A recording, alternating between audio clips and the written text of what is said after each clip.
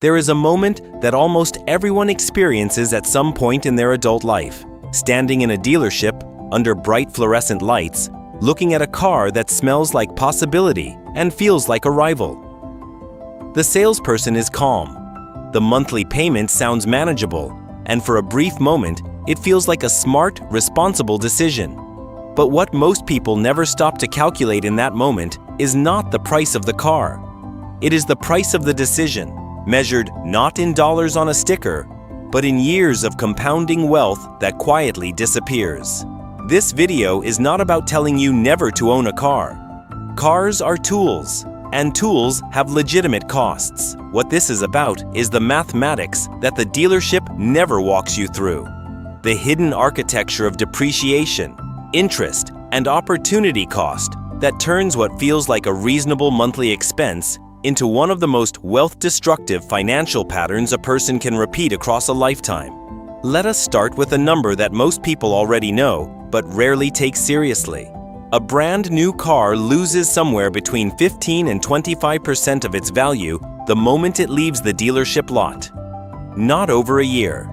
Not over 6 months. In the first hours of ownership, a $40,000 vehicle can be worth $32,000 or less by the time you drive it home, before you have made a single payment. This is not a flaw in the system. It is how the system is designed. The manufacturer captures full retail value, the dealer captures margin, and the buyer absorbs what the financial world calls the first-year depreciation hit, which averages around $5,000 to $8,000 on a mid-range new vehicle. But depreciation is only the first layer. The second layer is financing, and this is where the math becomes genuinely surprising to most people. The average new car loan in the United States now carries a term of 68 to 72 months, nearly 6 years, with interest rates that, depending on credit profile and market conditions, can range from 5 to 12% annually.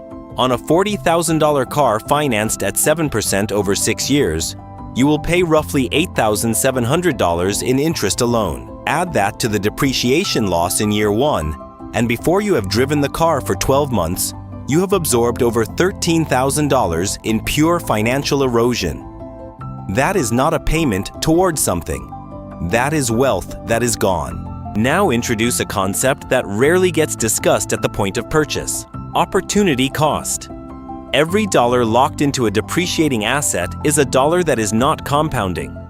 If you had taken that $8,700 in interest payments and invested it instead into a broad market index fund averaging 7% annually, it would grow to approximately $16,000 over 10 years and over $30,000 over 20.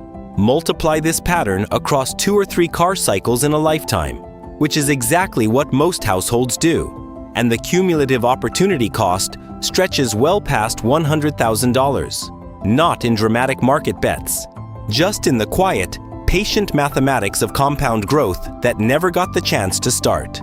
The behavioral dimension of this trap is equally important to understand. Psychologists who study financial decision-making have identified something called the payment focus bias, a well-documented cognitive pattern where people evaluate the affordability of a purchase not by its total cost, but by whether the monthly payment feels manageable. A dealership that stretches your loan from 48 to 72 months does not lower the cost of the car. It lowers the monthly number on a sheet of paper while dramatically increasing the total amount you pay. And it keeps you in a state of perpetual financing, where you are never actually free of the payment before the next cycle begins. This is how the new car buyer becomes a permanent subscriber to debt. The average American replaces their vehicle every 6 years. But because of how depreciation curves work, the loan balance on a new car often exceeds the car's market value for the first 2 to 3 years of ownership, a condition known as being underwater or negative equity. When that person trades in their vehicle before the loan matures, the negative equity is not forgiven. It is rolled into the next loan. The new car purchase now carries the silent weight of the previous car's underwater balance, and the cycle deepens invisibly. What actually changes when someone steps outside this pattern? The math is instructive. A person who chooses a 2 to 3-year-old certified used vehicle instead of new absorbs almost none of the first-year depreciation, often pays a lower purchase price by 15 to 20%, and, if they maintain the vehicle well and extend the ownership period, can dramatically compress the total transportation cost per year if they then redirect even half of what they would have spent on financing costs and excess depreciation into a consistent investment practice. The long-term difference in net worth over 20 years is not marginal. Studies modeling this pattern suggest the gap can exceed $200,000 in real wealth, depending on the vehicles and rates compared. None of this means that buying a car is irrational. Transportation is a necessity for most households. The irrational part is the specific choice of new, financed, frequently replaced, a combination that maximizes every financial disadvantage simultaneously.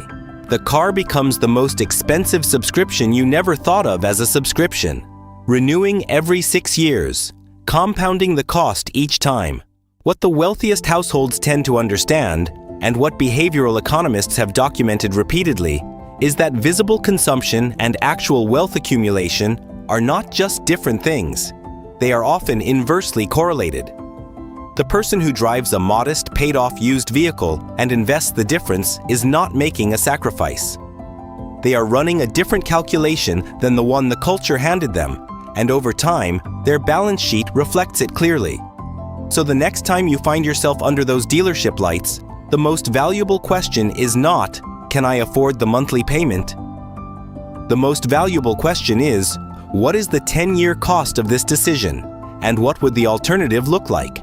That shift in framing, from payment to pattern, is where financial literacy actually begins. If this kind of analysis interests you, there is a great deal more to explore. The psychology of financial decisions, the mechanics of compound growth, the systems that quietly shape how money moves in a household. These are not complicated subjects, but they are consistently underexplored. Subscribe if you want to keep going deeper, and drop a comment with the word "calculate" if this changed the way you are thinking about a decision you are currently facing. The next video continues this thread in a direction most people never expect.